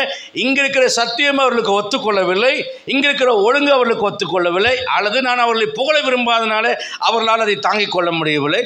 அவர்கள் போகிறார்கள், போகட்டுமே. அவர்களை நிலைநிறுத்திக் கொள்வதற்காக அவர்களை புகழ்கிற ஊழியக்காரனாகவோ, அவர்களுக்கு சால்ரா போடுற ஊழியக்காரனாகவோ, ஒழுக்கத்தில் காம்ப்ரமைஸ் பண்ணுகிற ஊழியக்காரனாக என்னால் மாற முடியாது. இந்த ஒழுக்கத்தை போதிக்கத்தான் செய்வேன், இந்த சத்தியத்தை போதிக்கத்தான் செய்வேன், இந்த கட்டுப்பாட்டில் நடத்தத்தான் செய்வேன். ஏனென்றால் என்னுடைய பரம எஜமானுக்கு நான் கணக்கு கொடுக்க வேண்டும். எப்பவும் சொல்கிறேன், கேட்டுங்க, தசம பாகம் கொடுக்க விருப்பம் இல்லாத யாரும் தசம பாகத்தை கொண்டு வராதீங்க. தசம பாகத்துக்காக ஊழியம் செய்கிறவன் அல்ல நான். சபையினுடைய கட்டுமானத்துக்கோ தேவைக்கோ நான் கேட்டால், விருப்பமில்லை என்றால் தயவு செய்து கொடுக்க வேண்டாம். விசனமாயும் அல்ல, கட்டாயமாகவும் அல்ல. இப்பவும் சொல்கிறேன், அடித்து சொல்கிறேன், தைரியமாக சொல்கிறேன். யாரையும் நயவஞ்சகமாய் புகழ்ந்து மயக்கி மனசை வசீகரப்படுத்தி பண ஆசைக்காக இந்த ஊழியத்தை நான் செய்தவன் அல்ல, இனிமேலும் செய்கிறவன் அல்ல. அப்படி செய்திருந்தால் இப்படி ஒரு ஓட்டக்காரை வச்சுட்டு இருக்கணும்னு அவசியம் எனக்கு கிடையாது. ஆண்டவர் என்னை நடத்துகிறதை நான் பார்க்கிறேன். ரொம்ப நாளாக கஷ்டப்பட்டேன், ஆண்டவரிடத்தில் செபித்தேன். கர்த்தர் எனக்கு ஒரு தயவை அனுப்பினார். ஆண்டவரே, எனக்கு ஒரு அடையாளமாய் வேண்டும் என்று கேட்டேன். கிட்டத்தட்ட ஒரு 10 ஆண்டு காலம் மிக கடுமையாக கஷ்டப்பட்டேன். 10 ஆண்டு காலம் வெளியே சொல்ல முடியாத அளவுக்கு கஷ்டம். ஆனால் கர்த்தர் சில நாட்களுக்கு முன்பதாக எனக்கு கர்த்தர் நன்மை செய்தார். பல கடன்களை அடைக்கும்படியான கிருபைகளை கர்த்தர் செய்தார். எந்த விசுவாசியும் கொண்டு அல்ல, எந்த ஊழியக்காரனை கொண்டும் அல்ல. தேவன் எனக்கு நன்மை செய்தார். ஒரு அல்லையா சொல்கிறீங்களா? கர்த்தர் போஷிக்க வல்லவர். என்னுடைய விசுவாசத்தை உங்களுக்கு மாதிரியாக வைக்கிறேன். தைரியமாக சொல்கிறேன், கர்த்தரை பின்பற்றுங்க, அவருடைய உறவில் வாழுங்க, கர்த்தர் கைவிட மாட்டார். மறுபடியும் சொல்கிறேன், தசமபாகம் கொடுக்க விருப்பம் இல்லாத யாரும் தசமபாகத்தை கொடுக்க வேண்டாம். கர்த்தர் உங்கள் மனதை ஏவினால் மட்டும், வசனத்துக்கு கீழ்ப்படியே நீங்கள் அந்த வசனத்தை விசுவாசித்தால் மட்டும் கொடுங்க. நீங்கள் தசமபாகத்தை கொடுக்கிறதும் பின்னால் குறை பேசுகிறதும் தயவுசெய்து நிப்பாட்டிங்க. அது சாபம். தசமபாகம் புதிய ஏற்பாட்டில் எங்கேயும் எழுதப்படலைங்க. நானும் ஒத்துக்கொள்கிறேன். எங்கேயுமே தசமபாகம் புதிய ஏற்பாட்டில் எழுதப்படலை. இப்படி தான் நீ காணிக்கை கொடுக்கணும்னு எழுதப்படலை. ஆனால் ஒன்று சொல்லியிருக்கிறது, உபதேசிக்கப்படுகிறவன் உபதேசிக்கிறவனுக்கு சகல நன்மைகளையும் பகிர்ந்து கொடு. சில நேரம் நான் வீட்டில் உட்காந்துருப்பேன், ஆவியில் கத்த சொல்வார், இன்னாரும் வீட்டில் உட்காந்து உன்னை பற்றி இப்படி குறை பேசுகிறாங்கன்னு ஆவியில் சொல்வார். ரொம்ப நாளும் கழித்து தான் அது வெளியே வரும். அவங்களுடைய அறை வீட்டுக்குள்ளே பேசுகிறது ஆவியில் நான் உணர்வேன். அதனால தான் இன்றைக்கு நான் பேசுகிறேன். பணம் வாங்குறத பற்றியோ பணம் வசூலிக்கிறத பற்றியோ யாராவது குறைவு இருந்தால் எப்போ வேணால் நீங்கள் கணக்கு கேட்கலாம். இப்போ கீபோர்டில் ஒரு சாஃப்ட்வேர் தாளங்கள் ஏற்றுருக்கு. கீபோர்டு சொல்லிக் கொடுக்குற தம்பிக்கு 3000 ரூபாய் பணம் கேட்டார். 3000 ரூபாய் கொடுத்து தான் அதை ஏற்றிருக்கேன். இந்த கீபோர்டுக்கு கவர் கேட்டால் யாருமே வாங்கி தரல. நானே சொந்த பணத்தை போட்டு 2000 சில ரூபாய்க்கு கிட்டார் வாசிக்கிற தம்பி வாங்கி கொடுத்தார். நம்ம ஏழை மாதம் மொழி விசுவாச தம்பி. இந்த காசெல்லாம் நான் எங்கே போக, யார்கிட்ட வாங்கினேன்? என் சொந்த காசு போட்டு வாங்கினேன். யார்கிட்டையும் போய் கேட்கல, என் காசை கொடுத்து வாங்கினேன். ஏனென்றால் விசுவாசிகள் மேலே பாரத்தை வைக்கல. அதுதான் பவுல் சொல்கிறார், உங்களில் ஒருவனுக்கும் நாங்கள் பாரமாய் இருக்கவில்லை. வசனத்தை பேசினா மட்டும் பத்தாது, வசனத்தின்படி வாழு. நானாகலும் எனக்கு பின்னால் வருகிற ஊழியக்காரனாகலும் வசனத்தை பேசுகிற ஊழியன் எவ்வாறு இருக்க வேண்டும் என்பதை நீங்கள் கற்று அறிந்திருக்க வேண்டும் என்பதற்காக உங்களுக்கு சொல்லுகிறேன். உங்கள் மனசாட்சியில் நல்ல மனசாட்சியோடு இருங்க. பிசாசுக்கு இடம் கொடுத்து துர்மனசாட்சியோடு வாழாதீங்க. தேவனுடைய உறவில் வாழாமல் தேவனுக்கு விரோதமான வார்த்தைகளை பேசி தேவ கிருபையை இழந்து விடக்கூடாது. ரல்லியா சொல்லலாமா? பணம் கொடுத்தாதான் ஆசீர்வாதம், கொடுக்கலன்னா சாபங்கள் பிரசங்கியார் நான் அல்ல. பணமே கொடுக்க வசதி இல்லாதவனுக்கு என்ன பண்ணுவான்? அவன் சாபம் வருமா? அப்படியே அல்ல. திராணி மேலாக சோதிக்கிறவர் நம்முடைய ஆண்டவர் அல்ல. என்ன கொடுக்கிறாரோ அதைத்தான் நம்ம இடத்துல கேட்கிறார். அல்லேலூயா. கொஞ்சம் எண்ணெய் இருந்தது. ஊழியக்காரனை காப்பாற்றுறதுக்கு அவருக்கு தெரியும். ஊழியக்காரனை காப்பாற்றுறதுக்கு அவள் வீட்டுக்கு அனுப்பலை, அவளை காப்பாற்றுறதுக்கு ஊழியக்காரனை அவன் வீட்டுக்கு அனுப்பினார். இதை சரியாக புரிஞ்சுக்கிட்டிங்கன்னா நீங்கள் ஆசீர்வதிக்கப்படுவீங்க. அல்லேலூயா. நானாக இருந்தால் என் குறைந்த அறிவில் நான் ஒரு ஏழை விதவை, சாரிபாத்து ஒரு ஏழை விதவைன்னு வச்சுக்கொள்ளுங்களேன். என் வீட்டுக்கு எலியா வந்துட்டு சொல்கிறார், தண்ணி கொண்டு வா. சரி, தண்ணி கொடுத்துரு. அப்படியே கொஞ்சம் அப்பம் கொண்டு வானே. மனசுக்குள்ளே என்ன நினைப்பேன்? அறிவு ஊழியக்காரன் தானே. எலியா தீர்க்கதரிசினா இல்லை டூப் வேஷம் போட்டு வந்தவனா? எலியா தீர்க்கதரிசினா இவனுக்கு என்ன தெரிஞ்சிருக்கும்? சத்தியம் தெரிஞ்சிருக்கும், என் கஷ்டம் தெரிஞ்சிருக்கும். இவன் எலியா தீர்க்கதரிசி மாதிரி தெரியல. அவனு மாதிரி எவனா டூப்ளிகேட் வந்திருப்பான் போல இருக்கே. ஏன்னா எலியாவை எவனும் பார்த்தது இல்லையே. அவன் சொல்கிறேன், ஆண்டவனை கொஞ்சம் எண்ணெய் தான் இருக்கும், உங்களுக்கு தெரியாதா? அதையும் சாப்பிட்டுட்டு அப்படி பட்னி கிடந்து சாக போகிறோம் நாங்கள் அப்படிங்கிறான். அப்போ அவர் சொல்கிறாரு, என் வார்த்தையின்படி அன்றி மாவு எண்ணெய் என்ன செய்யாது, குறையாது, போ அப்படின்னு சொல்லி முதல்ல ஒரு சின்ன அடை பண்ணிட்டு வா. நானாக இருந்தால் பண்ண மாட்டேன்னு மறந்து பிடிச்சிருப்பேன். ஏன்னா நமக்கு பொல்லாத குணம், அவிசுவாசம், எப்போ பார்த்தாலும் டவுட், தனபால், சந்தேகம், முடியாது அப்படின்னு இருந்திருப்பேன். ஆனால் அவள் பாருங்கள், என்றைக்கும் பாருங்கள், நான் சபையில் பார்க்குறேன், ஏழை மக்கள்கிட்ட இருக்கிற ஜெனராசிட்டி, அவங்களுடைய பெருந்தன்மையை போல் பணம் இருக்கிறவங்ககிட்ட பெருந்தன்மை இல்லைங்க. நம்ம சபையில் ரொம்ப ஏழை குடும்பம், வீட்டுக்கு ஜெபம் பண்ணுவாங்கன்னு கூப்பிட்டாங்க. வீட்டுக்கு போனேன், பிள்ளைக்கு பிறந்த நாளுன்னு சொன்னாங்க. நான் 100 ரூபா எடுத்துகிட்டு போய் பெருசாக 100 ரூபா அவங்க கையில் கொடுத்தேன். அவங்க ஒரு டப்பாவில், அந்த பொண்ணு டப்பாவை தொலாவி எடுத்துச்சு. நான் நினச்சேன் 50 ரூபா கொடுக்கும். நான் 100 ரூபா கொடுத்தேன். இந்த பொண்ணு டப்பா தொலாவுறதுனால என்ன நினச்சேன், 50 ரூபா கொடுக்குன்னு நினச்சேன். அது எங்கிட்ட கையில் கொடுத்துச்சு. கையில் கொடுக்கும்போதே நமக்கு ரொம்ப உடம்பெல்லாம் சென்சார் வச்சுருக்கேன்னா, தொட்டும் போதே இதை 50 ரூபா நோட்டாக தெரியலையே, 500 ரூபா மாதிரி தெரியுது. ஜெபமே எனக்கு அப்படியே தடுமாறிடுச்சு. என்னடா பாவம், கஷ்டப்படுறாங்க, சாப்பாடு கஷ்டப்படுறாங்க, வேலைக்கு இல்லாமல் கஷ்டப்படுறாங்க, என்னடா 500 ரூபா நோட்டு மாதிரி இருக்கே. தொடும்போது அந்த கூடுறவங்களுக்கு எப்படி சென்சார் இருக்கும்னு எனக்கு அந்த மாதிரி சென்சார் உடம்பெல்லாம் தொடும்போது 500 ரூபா மாதிரி இருக்கேன்னு ஜெபமே வரல. எனக்கு வெக்கமாக போச்சு. ஐயோ, ஒரு 1000 ரூபா நான் கொடுத்துருக்கலாமே அப்படின்னு எனக்கு மனசெல்லாம் கபகன்னு அடிச்சுக்கிச்சு. கல்யாணத்துக்கு போனால் 2000 வைக்கிறிய கௌரவம் பார்த்து, ஏழை வீட்டுக்கு வந்து 100 ரூபா கொடுக்குறியேன்னு என் மனசாட்சி பயங்கரமாக குத்துச்சு. அப்புறம் வெளியே வந்துட்டு மெடிக்கல் ஷாப்பில் பார்க்குறேன் 500 ரூபா நோட்டு. ஏழைகிட்ட இருக்கிற பெருந்தன்மை பணக்காரமாக கிட்ட கிடையாது. எங்கிட்ட இல்லாத பெருந்தன்மை ஒரு ஏழை மகளிடத்தில் இருந்ததை கண்டு நான் வெட்கத்தோடு அதை சொல்கிறேன்.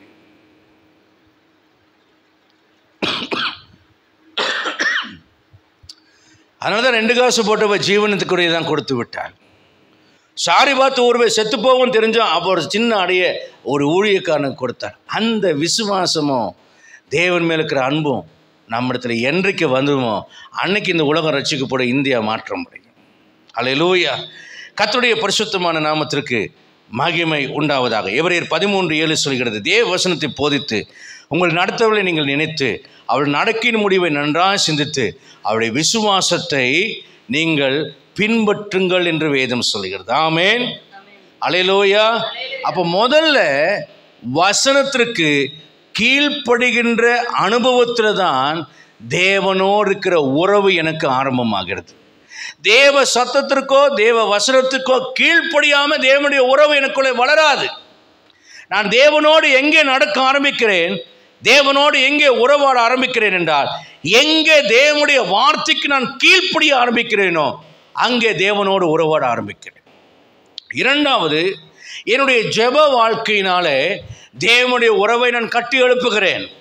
ஜெப வாழ்க்கை என்பது நாம் எப்போதும் கடைபிடித்தது என்னவென்றால், எப்போதும் ஆண்டவரிடத்தில் பெட்டிஷன் போட்டுக்கிட்டே இருக்கிறது, எப்போதும் ஆண்டவரிடத்தில் விண்ணப்பம் சொல்லிக்கிட்டே இருக்கிறது. இதை செய்ய வேண்டும், அதை செய்ய வேண்டும், அதை தர வேண்டும், இதை தர வேண்டும், அதை கட்ட வேண்டும், இதை உடைக்க வேண்டும், இதையே தான் நம்ம கேட்டுருவோம். என்னைக்காவது ஆண்டவர் நம்மோடு பேசுகிறது ஜெபத்தில் கேட்டிருக்கிறோமா? கேட்டதே கிடையாது. இன்றைக்கு ஒரு விஷயத்தை தெரிந்து கொள்ளுங்க. சவுல் கர்த்தரிடத்தில் விசாரித்தான், கர்த்தர் மறு உத்தரவு வரவில்லை. சாமுவேல் கர்த்தரை நோக்கி கூப்பிட்டான், கர்த்தர் அவனுக்கு மறு உத்தரவு வரலினார் என்று எழுதப்பட்டிருக்கிறது. சாமுவேலே சாமுவேலே என்று சாமுவேலை கர்த்தர் கூப்பிட்டார் என்று எழுதப்பட்டிருக்கிறது. பரிசுத்தவான்களுடைய வாழ்க்கையெல்லாம் தானியேல் ஜெபம் பண்ணினான், அவனுக்கு பதில் வந்தது என்று எழுதப்பட்டிருக்கிறது. ஆபிரகாம் கர்த்தரை நோக்கி கூப்பிட்டான், கர்த்தர் அவனுக்கு பதில் கொடுத்தார் என்று எழுதப்பட்டிருக்கிறது. அப்படி ஜெபம் என்றால் இருவழி போக்குவரத்தை போல் இருக்க வேண்டும். என்னிடமிருந்து வார்த்தை தேவனிடம் செல்ல வேண்டும், தேவனிடமிருந்து வார்த்தை என்னிடத்திற்கு வர வேண்டும். அப்போ முதலாவது, எவர் ஒருவர் தேவனுடைய வார்த்தைக்கு கீழ்ப்படுகிறாரோ அவரோடு பேச தேவன் ஆயத்தமாக இருப்பார். என் ஜெபத்திற்கு பதில் வரவில்லை என்றால் நான் தேவ வார்த்தைக்கு கீழ்ப்படியவில்லை என்று அர்த்தம். ஜெபத்திற்கான பதில் தாமதமாகலாமே தவிர ஜெபத்திற்கான பதில் வராமல் போகாது. அல்லேலூயா. சவுலோடு பேசாமல் இருந்ததுக்கு காரணம் வேற, ஆனால் சோர்ந்து போகாமல் ஜெபம் பண்ணுங்கள் என்று சொல்லி அநீதியான நியாயாதிபதி இடத்தில் அந்த ஏழை விதவையின் உதவுமையை சொல்லுகிறார். இரவும் பகலும் தம்மை நோக்கி கூப்பிடுற விஷயத்தில் நீடிய பொறுமையோடு அந்த கதை சீக்கிரத்தில் பதில் செய்வார். இந்த வில்லியம் கோல்கேட்டருடைய வாழ்க்கையில் அவர் பொருத்தனைகளை எல்லாம் கடைபிடித்து ஜெபித்து ஆண்டவரை விசுவாசித்து தவறாமல் காலை மாலை ஜெபம் செய்து ஆலயத்துக்கு சென்றாலும் உடனடியாக அவர் கோடீஸ்வரராகல, அவர் ஃப்ளோரிஷ் ஆகலை, அவருடைய 75 தேசங்களுக்கு பரவவில்லை. நிறைய சர்க்கிள்கள் அதுக்கப்புறம் நடந்துகிட்டே இருந்துச்சு, சோதனைகள் வந்துட்டே இருந்துச்சு. 11 பிள்ளைகள் பிறந்தார்கள், வளர்ந்தார்கள். ஆனாலும் அவர் பெருசாக முன்னேறல. ஆனால் திடீரென்று ஒரு நாள் கர்த்தர் நியூயார்க்கில் அவருடைய வியாபாரத்தை ஆசீர்வதித்தார். 10% கொடுத்தார், 20% கொடுத்தார், 30% கொடுத்தார், அதுக்கப்புறம் 90% கொடுத்தார். இது உங்களை நயம் பண்ணி நீங்களும் அந்த மாதிரி கொடுங்கன்னு சொல்கிறதுக்காக நான் சொல்லலை. தேவன் அவருடைய வாழ்க்கையிலே அவருக்கு பல சர்க்கிள்கள் வந்தாலும் உடனடியாக அவருக்கு ஆண்டவர் ஆசீர்வதிக்கல. ஆனால் ஒரு குறிப்பிட்ட காலங்கள் கடைந்து தேவன் அவர்களை ஆசீர்வதித்து கர்த்தர் உயர்த்தினதை பார்க்கிறார். அல்லேலூயா. உங்களை உயர்த்துகிற ஒரு நாள் இருக்கும் என்பதை நீங்கள் மறந்து போக வேண்டாம். உங்கள் ஜெபத்தில் தேவனோடு கூட நீங்கள் உறவாட கற்றுக்கொள்ளுங்கள். எபேசியர் 6:18 இந்த சாரத்தை நீங்கள் உங்கள் மனதில் பதித்துக்கொள்ள உங்களை நான் வேண்டுகிறேன். எபேசியர் 6:18 படிக்கலாம். எந்த சமயத்திலும் இந்த வார்த்தையை நீங்கள் மறந்துவிடக்கூடாது. அப்படியானால் ஜெபம் பண்ணுவதற்கு இதுதான் நேரம் என்றல்ல, எந்த நேரத்தில் வேணாலும் ஜெபம் பண்ணலாம். அடுத்தது சகலவித வேண்டுதல், இப்படித்தான் வேண்டுதல் என்றல்ல, எந்த விதமான வேண்டுதலையும் நீங்கள் செய்யலாம். விண்ணப்பத்தினால ஆவியோடு நீங்கள் ஜெபம் பண்ணி, அப்போ அந்த வசனம் சொல்லுகிறது, எந்த சமயத்திலையும் சகல விதமான வேண்டுதலோட விண்ணப்பத்தோடும் ஆவியில் ஜெபம் பண்ணுறவங்களுக்கு என்ன நடக்குமா? அதன் பொருட்டு, எதன் பொருட்டு? ஜெபிக்கிறது நிமித்தம் மன உறுதி வருமா? என்ன மன உறுதி? மிகுந்த மன உறுதி. உம்மை உறுதியாய் பற்றி கொண்டிருக்கிற மனதை உடையவன் உண்மையே நம்பியிருக்கிறபடியால் அவனை பூர்ண சமாதானத்துடன் என்னைக்கும் பாருங்க. தேவனோடு இருக்கிற உறவில் ஆழ்ந்து ஜெபிக்கிற மக்களை ஒரு நாள் அவங்களோட மன உறுதி கொலையாது. நீதிமான்களோ சிங்கத்தை போல தைரியமாக இருக்கிறார்கள், பயம் இருக்காதுங்க. ஜெபிக்கிற தேவ பிள்ளைக்கு என்ன இருக்காது? பயம் இருக்காது. கரங்களை உயர்த்தி ஒரு அல்லையா சொல்லலாமா? நல்ல உற்சாகமாக இல்லையா சொல்லலாமா? அப்போ இன்றைக்கு உங்களை ஒப்பு கொடுங்க. ஆண்டவரே, நான் சகல விதமான வேண்டுதலோடு விண்ணப்பத்தோடு நான் ஜெபித்து உங்களுடைய உறவிலே நான் வளர வேண்டும். அடுத்ததாக பார்க்கிறோம், அவங்களுக்கு என்ன இருக்குமா? சகல பரிசுத்தவான்களுக்கு பண்ணும் வேண்டுதலோடு விழித்துக்கூட. உங்களுக்காக மட்டும் அல்ல, எல்லா பரிசுத்தவான்களுக்காகவும் ஜெபம் பண்ணுங்க. விழிப்பு என்பது அவேர்னஸ். ஜெபிக்காம இருக்காதீங்க, ஜெபிக்கிறதுல ஒரு அவேர்னஸாக இருந்து ஜெப சோம்பல் இல்லாதபடி ஜெபத்தில் விழிப்பாயிருங்கள் என்று சொல்கிறார். மூன்றாவது காரியத்தை தேவ சித்தத்தின்படி செய்கிற ஊழியத்திலே ஆரம்பிக்கிறது. தேவ உறவு அடுத்த கட்டமாக எப்பொழுது பலப்படுகிறது என்றால், தேவ சித்தத்தின்படி செய்கிற ஊழியம். என்ன பாஸ்டர், நீங்கள் தான் ஊழியம் செய்கிறீங்க, நாங்கள் ஊழியம் செய்யணுமா? மத்தேயு 7:21 சொல்கிறது, அந்நாட்டில் அநேகர் என்னை நோக்கி கர்த்தாவே கர்த்தாவே தீர்க்க தரிசனம் ஒருத்தோம், அற்புத அடையாளம் செஞ்சோம், பிசாசுகளை துரத்தினோம் என்று சொல்வார்கள். ஆனால் நான் அவங்களை பார்த்து சொல்வேன், என்ன சொல்வேன்? அக்கிரம செய்யக்கார என்னை விட்டு அகன்று போங்கள். அப்போ அதுக்கு கீழே என்ன சொல்றாருன்னா, நான் சொல்லிய இந்த வார்த்தைகளை கேட்டு அதன்படி செய்த புத்தியுள்ள மனுஷன் யார்? அப்படியானால் எந்த ஒரு மனிதன் வசனத்தின் அடிப்படையில் செயல்படுகிறானோ அவன் தான் தேவசத்தின்படி ஊழியம் செய்கிறவன். 1 தெசலோனிக்கேயர் 1:9 சொல்கிறது, இந்த தெசலோனிக்கேயர் சபையாரை பார்த்து அகாயா நாட்டு சபையும் மக்கதோனியா நாட்டு சபையும் என்ன சொல்கிறார்களா? நீங்கள் விக்கிரகங்களை விட்டு மனம் திரும்பி ஜீவனுள்ள தேவனுக்கு ஊழியம் செய்கிறதை. அப்படின்னா அந்த சபையில் இருக்கிறவங்களாம் ஊழியம் செஞ்சாங்களா என்றால் அங்குதான் நமக்கு ஒரு ட்விஸ்ட் பார்க்குறோம். என்னவென்றால் எகிப்து தேசத்திலிருந்து வந்த இஸ்ரவேலரை ஆண்டவர் எப்படி என் ஊழியக்காரர் என்று அழைத்தாரோ, பிரசங்கத்தில் இதை சொல்லிக்கிறேன். நெகேமியா 9:35 நீர் கொடுத்த அந்த தேசத்தில் அவர்கள் உமக்கு ஊழியம் செய்யாமலும் தங்கள் துர்க்கர்மங்களை விட்டு மனம் திரும்பாமலும் போனார் என்று வாசிக்கிறோம். அப்படின்னா என்ன அர்த்தம்? ஊழியம் செய்தால் என்றால் என்ன? கர்த்தருடைய வசனத்துக்கு கீழ்ப்படிந்து கர்த்தர் கொடுத்த ஆசீர்வாதமாகட்டும், சுகமாகட்டும், தேசமாகட்டும், வசதிகளாகட்டும், எதுவானாலும் பாவம் செய்வதற்கென்று பயன்படுத்தாமல், தேவ வார்த்தைக்கு கீழ்ப்படியாமல் போவதற்காக அதை பயன்படுத்தாமல், கீழ்ப்படுதலோடு கூட கர்த்தர் கொடுத்தார் என்று சொல்லி அந்த கர்த்தர் எதற்காக கொடுத்தாரோ அதை இன்னும் கொஞ்சம் பரிசுத்தம் அடைவதற்காக, இன்னும் கொஞ்சம் நீதி செய்வதற்காக, இன்னும் தேவனுக்கு என்று நன்றி செலுத்துவதற்காக பயன்படுத்துவர்களாய் இல்லாமல் பாவம் செய்கிறதுக்கும் அக்கிரமம் செய்வதற்கும் பணத்தையும் வசதியும் ஆசீர்வாதத்தையும் பயன்படுத்தினபடினால கர்த்தர் சொல்கிறார், அந்த தேசத்திலே அவர் எனக்கு ஊழியம் செய்யவில்லை என்று சொல்கிறார். கர்த்தர் உங்களுக்கு கொடுத்த பணமோ வசதியோ கர்த்தருக்கு இன்னும் கீழ்ப்படுகிறது தான் கர்த்தர் கொடுக்கிறாரே தவிர நாம் பாவம் செய்வதற்காக கர்த்தர் கொடுக்கல. அல்லேலூயா, நல்ல ஒரு அல்லேலூயா சொல்லுங்க. நாம் பாவம் செய்வதை கர்த்தர் வெறுக்கிறார். இஸ்ரவேல் ஜனங்கள் கர்த்தர் கொடுத்த கட்டாத வீடு, நடாத தோட்டம், துறவு எல்லாத்தையும் கொடுத்தார். ஆனால் அக்கிரமம், அநியாயம், விக்கிரக ஆராதனையை செய்து கர்த்தர் கொடுத்தது எல்லாம் பேய்களுக்கும் பிசாசுகளுக்கும் பலி செலுத்தினார்கள். கர்த்தர் கோபம் கொண்டார். ஆனால் தான் கர்த்தர் சொல்றார், எனக்கு அவர்கள் ஊழியம் செய்யவில்லை என்று சொல்கிறார். இன்றைக்கு நாம் கர்த்தருக்கு ஊழியம் செய்கிறவர்களா இருக்கணும்னா வேத வசனத்தின்படி கர்த்தர் கொடுத்த ஆசீர்வாதங்கள், வசதிகளில் இன்னும் பரிசுத்தம் அடைங்க, இன்னும் நீதி செய்யுங்க, இன்னும் தேவபக்தியாருங்க. ஆண்டவரே, வேலைக்கு போகாமல் என்னை சாப்பிட வைத்திருக்கிறேன், நான் அதிகமாக நேரத்தை ஜெபம் பண்ணுவேன், அதிகமாக நேரத்தை உமக்கு ஊழியம் செய்ய பயன்படுத்துவேன், அதிகமாக நான் ஒழுக்கமாக வாழ நான் முயற்சி செய்வேன். ஒருவேளை வேலை செய்கிற இடத்துல ஒருவன் என் கையை பிடிச்சி இழுக்கிறான், ஒருவேளை என் இடுப்பை பிடிச்சி கிள்றான், ஒருவேளை தப்பாக வான்னு கூப்பிட்றான், அப்படிலாம் இருந்தால் அவங்ககிட்ட சிரிச்சு கேலி கிண்டல் பேச என்னை அழைக்கிறான். ஆனால் எனக்கு வேலைக்கு அனுப்பாமல் என்னை வீட்டில் பத்திரமா வச்சு பாதுகாத்து நல்ல ஒரு நேரத்தை கொடுத்துருக்கீங்களே என்றால், மத்தியானம் 2 மணியானா நான் பெட்ஷீட்டை விரித்து போட்டு ஃபேனை போட்டு ஏசியை போட்டு நல்லா ஒரு 4 மணி வரைக்கும் தூங்கிட்டு அதுக்கப்புறம் ஒரு நல்ல டீயும் போண்டா வடையும் சாப்பிட்டுட்டு அப்படியே திரிவதற்காக அல்ல, அந்த நேரத்தில் இதை என்ன போல கஷ்டப்படுகிற எத்தனையோ பெண்கள் அன்றைய வேலை ஸ்தலங்களிலே பாலியல் ரீதியாக துன்புறுத்தப்படுகிறார்களே, பலவிதமான வேதனைகளுக்கு மத்தியில், உஷ்ணத்துக்கு மத்தியில், கஷ்டத்துக்கு மத்தியில் வேலை செய்கிறார்களே. வெயில் நேரம், உஷ்ண நேரம்லாம் வரும்போதெல்லாம் நம்முடைய சபையில் இருக்கிற அருமையான பிரதர் தாஸ் பிரதரை நினைத்துக் கொள்வேன். அவர் ஒரு அக்னி சூளையில் வேலை செய்கிறார்.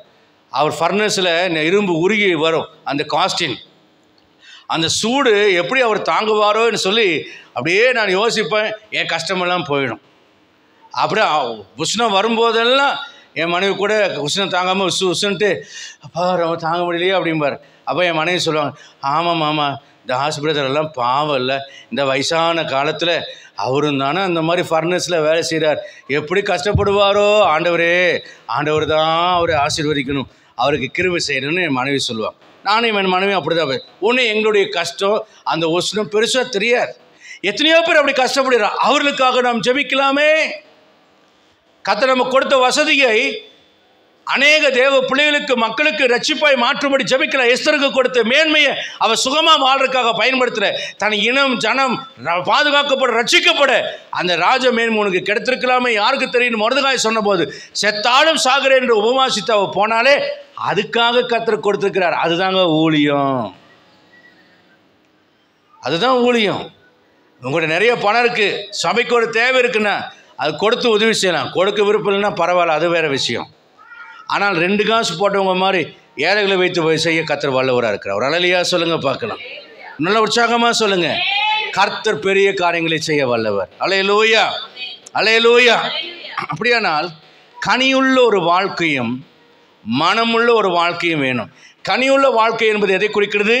நற்கிரியும் பிறருக்கு பயன்படுகிற ஒரு வாழ்க்கை. மனமுள்ள நல்ல மனம் வாசம் அப்படிங்கிறது எதை குறிக்கிறதுனா சாட்சியுள்ள வாழ்க்கை.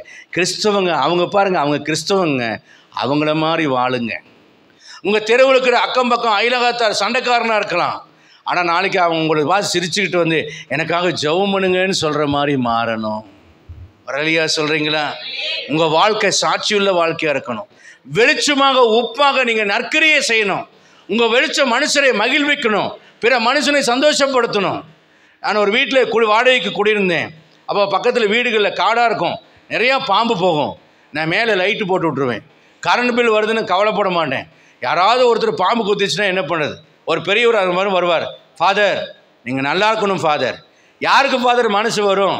எல்லாம் லைட் ஆஃப் பண்ணி வச்சுக்குவாங்க.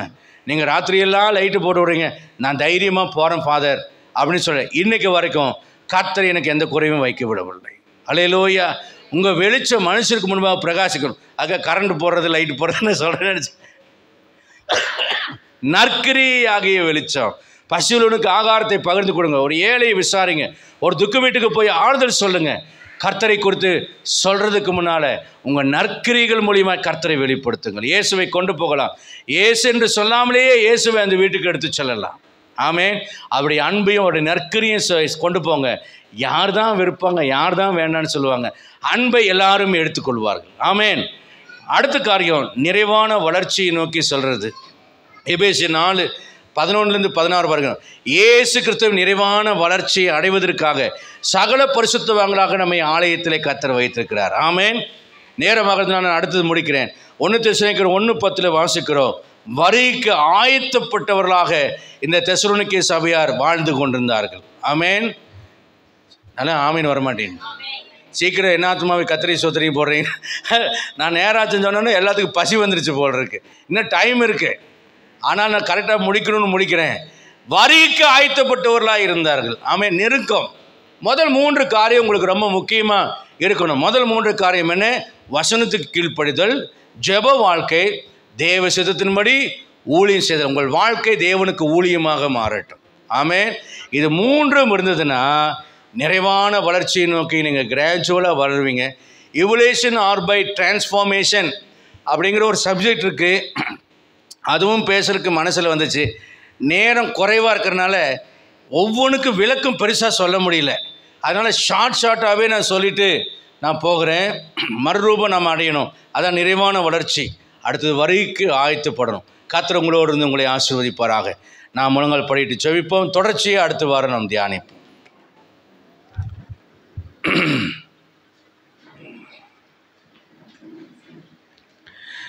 தேவனுடைய உறவு. இந்த வில்லியம் கோல்கேட்டை போல நாம் தேவனோடு கூட உறவாட வேண்டும்.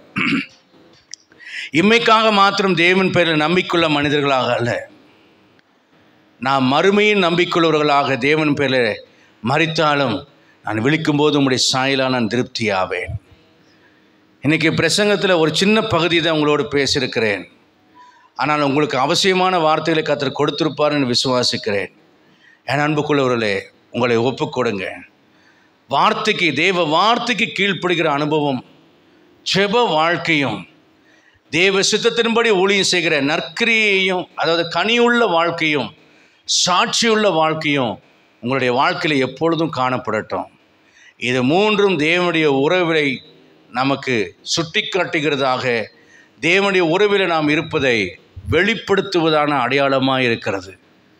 மனத்தாழ்மையோடு நாளாக வயதாக ஆண்டு எனக்கு ஒன்றை தருகிறார். இன்னும் எளிமையாய் வாழு, இன்னும் தாழ்மையாக இரு, இன்னும் மக்களை நேசி, இன்னும் உன்னை பரிசுத்தப்படுத்து. நீ மரிக்கும்போது நான் வந்து உன்னை சந்தோஷமாக கூட்டிகிட்டு போகணும். நல்லது, உத்தமம் உண்மையுள்ள ஊழியக்காரனே, நீ கொஞ்சத்தில் உண்மையாக இருந்தாய், அநேகத்துக்கு உன்னை அதிகாரி ஆக்க வேணும், நான் உன்னை கூட்டிகிட்டு போகணும். உனக்கு பிறகு உன் சந்ததி பாக்கியவான்களாக இருப்பார்கள். உன் சபை அல்ல, என் சபை. உன் ஊழியம் அல்ல, என் ஊழியம், நீ உன்னுடையவன் அல்ல, நீ என்னுடையவன். அப்போ ஆண்டிடத்தில் நான் சொன்னேன், எஜமானனே, இந்த அடிமை என்றைக்கும் உமக்கு அடிமையாக உம்முடைய கரத்தின் கிரியையாக வாழ எனக்கு உதவி செய்யும் ஆண்டவரே என்று. இன்னும் என்னை தாழ்த்துகிறேன், இன்னும் உங்களுக்காக ஊழியம் செய்ய என்னை எளிமைப்படுத்த நான் விரும்புகிறேன். என் அன்புக்குரியவர்களே, கர்த்தருக்குள்ளேயே வளருங்கள், தேவனுடைய உறவிலே வளருங்கள். தேவ உறவை இழந்து ஆதாம் போனான், பிரிந்து போனான். தேவன் விலகினதை அறியாமல் சிம்சோன் போனான். தேவன் தன்னை விட்டு விலகி சத்ருவாய் மாறி போகும்படி சவுல் வாழ்ந்தான். நாம் அப்படி இராமல் புத்தி தெளிந்தவர்களாக இளைய குமாரனைப் போலவும் நேபுகாத்நேச்சாரைப் போலவும் தேவனுக்கு முன்பாக நம்மை தாழ்மைப்படுத்தி, ஆண்டவரே உம்முடைய உறவிலே நான் காணப்பட எனக்கு உதவி செய்யும் என்று கேட்போம். அதற்கு வசனத்துக்கு கீழ்ப்படுகிற அனுபவம், தேவனுடைய சமூகத்தில் ஜெபிக்கிற அனுபவம், தேவ சித்தத்தின்படி நற்கனிகளாகிய நற்கிரியையும் சாட்சியுள்ள மனம் நிறைந்த வாழ்க்கையும் வாழ தேவன் நமக்கு கிருபை செய்வாராக. பரிசுத்தமான பிதாவே, உம்முடைய பொற்பாதங்களில் எங்களை தாழ்த்தி வருகிறோம். இந்த வார்த்தைகள் எங்களை புடமிடட்டும், எங்களை சுத்திகரிக்கட்டும், எங்களை மறுரூபப்படுத்தட்டும். இன்னும் நாங்கள் தேவனுடைய உறவிலே வளர எங்களுக்கு கிருபை செய்யுங்கப்பா. மாசற்ற வரிக்கு நாங்கள் ஆயத்தப்படவும், எங்களை ரட்சித்த நோக்கம் நிறைவேறவும், நாங்கள் ரட்சிக்கப்படுகிறதும் அல்லாமல் பிறர் ரட்சிக்கப்பட உமக்கு ஊழியம் செய்கிற மக்களாய் விளங்கவும், எங்களுடையது என்று சொல்லிக்கொள்ளாமல் உமக்காக வாழ்ந்து உம்முடைய சித்தத்தை செய்வதற்கு உத்தமமான ஆவியையும் எளிமையான ஆவியையும் தந்து, ஆவியில் எளிமையுள்ள பாக்கியவான்கள் அவளை தேவனை தரிசிப்பார் என்ற வார்த்தையின்படி எளிமையும் தாழ்மையுமாக நாங்கள் இந்த வாழ்க்கையின் ஓட்டத்தை ஓடி முடிக்க எங்களுக்கு உதவி செய்ய வேண்டும் என்று நாங்கள் ஜெபிக்கிறோம். உம்முடைய கரத்தில் எங்களை அர்ப்பணிக்கிறோம். தேவரீர் உம்முடைய சித்தத்தின்படி எங்களை வணையும். அலங்காரமான வார்த்தைகளை கொண்ட அல்ல, அவசியமான வார்த்தைகளுக்கு கீழ்ப்படிந்து வாழும்படியான கிருபைகளினாலே எங்கள் இருதயத்தை நிரப்பி எங்களை தாழ்த்தும். உம்முடைய நல்ல ஆவியானவர் எங்களை செம்மையான பாதையில் நடத்துவீராக. நாங்கள் சிறுகவும் நீர் எங்களிடத்தில் பெருகவும் கிருபைதார். உம்முடைய சாயலால் திருப்தி அடையும்படி எங்களை மறுரூபப்படுத்தும். உம்முடைய வல்லமையுள்ள கரத்தில் அர்ப்பணம் செய்கிறோம். ஒப்பு கொடுத்திருக்கிற ஒவ்வொரு பிள்ளைகளையும் உருவாக்கும், ஆசீர்வதியும், ஆயத்தப்படுத்தும். கிருபைக்கு ஒப்பு கொடுத்து தாழ்த்துகிறேன். கிருபையுள்ள வசனம் பரிசுத்தாவின் நிறமும் எங்களை உம்முடைய வருகைக்கென்று ஆயத்தப்படுத்துவதாக. இரட்சகராம் இயேசுவின் நாமத்தில் பிதாவே. நாத்துமாவே கர்த்தரை ஸ்தோத்திரி, உம்முடைய பரிசுத்த நாமத்தை ஸ்தோத்திரி. நாத்துமாவே கர்த்தரை ஸ்தோத்திரி, கர்த்தர் செய்த சகலபாங்களும் மறவாது. நம்முடைய கர்த்தராக இயேசு கிறிஸ்து கிருபையும் பிதாவே தேவனுடைய அன்பும் பரிசுத்த ஆவியானவரின் அந்யோன்யமும் ஆசீர்வாதம் சந்தோஷமாக நம் அனைவரோடும் உலகின் சகல பரிசுத்தவான்களோடு மீண்டும் மீண்டும் கர்த்தர் திரும்பவும் இருப்பதாக. அல்லேலூயா. God bless you. கர்த்தர் உங்களை ஆசீர்வதிப்பாராக. ஆமென்.